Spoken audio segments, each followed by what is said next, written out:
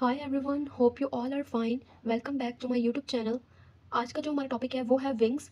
First of all you have to subscribe my channel for further pro videos.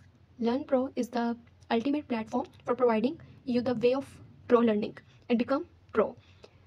Important topic of entomology, wings. ये topic इतनी दफ़ा आ चुका है exams में, आप लोग क्लास टेस्ट में ले लें, कोई भी मिड्स में ले लें, यूनिवर्सिटी के पेपर में ले लें, तो wings is a very important topic in entomology.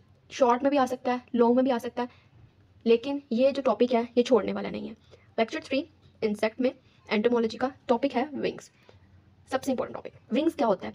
Wings हमने सबसे पहला जो लेक्चर था उसमें पढ़ा था कि थोरैक्स, जो थोरैक्स है उसके दो रीजन्स थे, एक था लेग्स और दूसरा था विंग्स।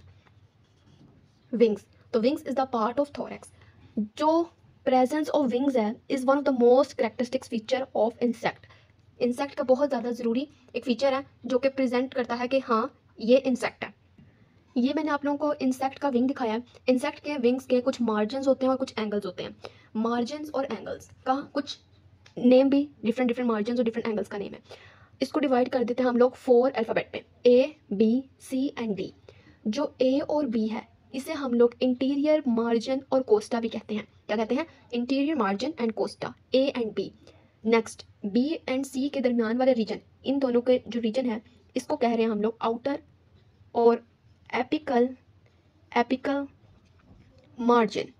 पहले हम मार्जिन को देख लेते हैं, फिर हम एंगल्स की तरफ जाएंगे। नेक्स्ट हमारे पास है सी एंड डी।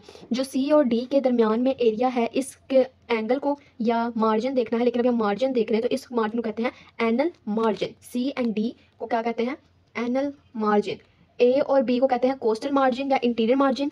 बी एंड सी को कहते हैं एपिकल मार्जिन या आउटर मार्जिन, और सी एंड डी को कहते हैं एनल मार्जिन। अब एंगल्स की बात करते हैं। जो ए पॉइंट है वो सिंगल है, ठीक है, इसे हम लोग कहेंगे ह्यूमरल एंगल। जो ए पॉइंट है, ठीक है, इस वाले एरिया में इस एंगल एक जो बन रहा है इसे कहते हैं ह्यूमरल एंगल। Humeral angle. जो बी है, बी और सी के दरमियान में जो मार्जिन था वो था एपिकल मार्जिन, और बी के ऊपर जो बनेगा एंगल इसे कहेंगे एपिकल एंगल। ओके। नेक्स्ट सी की बात करें, सी और डी के दरमियान में जो मार्जिन बन रहा था एनल मार्जिन था, और इसके जो पॉइंट की बात करें एंगल, जो सी पे एंगल बन रहा है वो क्या कहेंगे? एनल एंगल बन रहा है। तो इस तरह क्या बन रहा है? 3 एंगल्स बन रहे हैं और 3 साइड्स बन रही हैं, ठीक है। ओके, नेक्स्ट पॉइंट हमारे पास है areas of the wings. Margins और एंगल्स के बाद विंग के एरियाज की बात करें। एरियाज फोल्डिंग लाइंस होती हैं जो डिवाइड होती हैं विंग्स के डिफरेंट एरियाज। मतलब फोल्डिंग लाइंस हैं जो कि डिवाइड कर रही हैं विंग्स को डिफरेंट एरियाज के अंदर। क्लियर? कुछ एरियाज के नाम हैं, कैरोस्टिग्मा भी कह सकते हैं। नेक्स्ट है रीमिगिनम। अगला जो फोल्ड कह लें या एरिया का नाम है वो है जुगल फोल्ड। अब इनके फंक्शंस देख लेते हैं।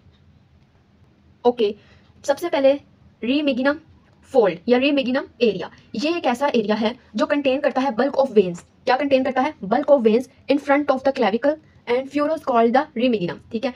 जो विंग का ये वाला हिस्सा, इसमें बल्क ऑफ वेन्स होंगी, वेन्स वाले एरिया को कह रहे हैं रीमिगियम।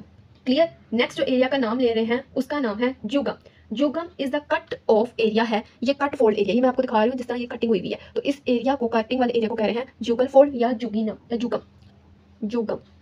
ये नाम भी दिया जाता है इस एरिया को जो कट फोल्ड होता है। विंग्स में यूजली एक्सपोर्ट होता है, इसे कहते हैं टेरोस्टिग्मा। जो टेरोस्टिग्मा होता है ये एक पिगमेंटेड स्पॉट होता है। ये एक, आई वांट टू क्लियर आप लोगों को करने के लिए यहाँ मैं लिख लेती हूँ, पिगमेंटेड स्पॉट। एक पिगमेंटेड स्पॉट होता है, उसे कहते हैं हम लोग टेरोस्टिग्मा, जो कि विंग को पिगमेंट प्रोवाइड करता है, विंग को कलर प्रोवाइड करता है, कलर्स के लिए, ठीक है, विंग को कोई कलर वगैरह या पिगमेंट प्रोवाइड करता है।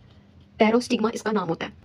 Last point of this topic, wing membrane. Wing membrane एक सेमी ट्रांसपेरेंट मेम्ब्रेन होती है जो कि विंग्स में प्रेजेंट होती है। जैसे कि मैंने आप लोगों को यहाँ पर विंग बना के दिखाया था, ये विंग है, ठीक है, इंसेक्ट का विंग है। और यहाँ पर आप लोगों ने कभी कभार देखा होगा कि कुछ इंसेक्ट होते हैं, उनकी जैसे आप लोग जो छोटे होम में बग्स ले लें, बटरफ्लाइज ले लें, जिनकी हमें मेम्ब्रेन ट्रांसपेरेंट नजर आती है, ये मेम्ब्रेन होती है, लेकिन ये क्या, किस तरह की होती है?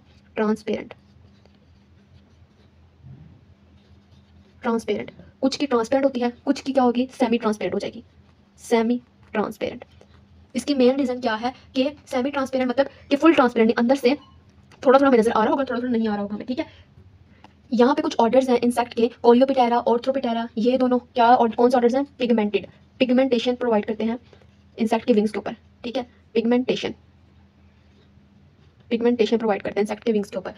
ट्राइकोपिटेरा एंड लेपिडोपिटेरा, ये ऑर्डर्स हैं, दो ऑर्डर्स हैं इंसेक्ट के। जो ट्राइकोपिटेरा इंसेक्ट होते हैं, इनके जो विंग्स की मेम्ब्रेन होती है वो हेयरी होती है।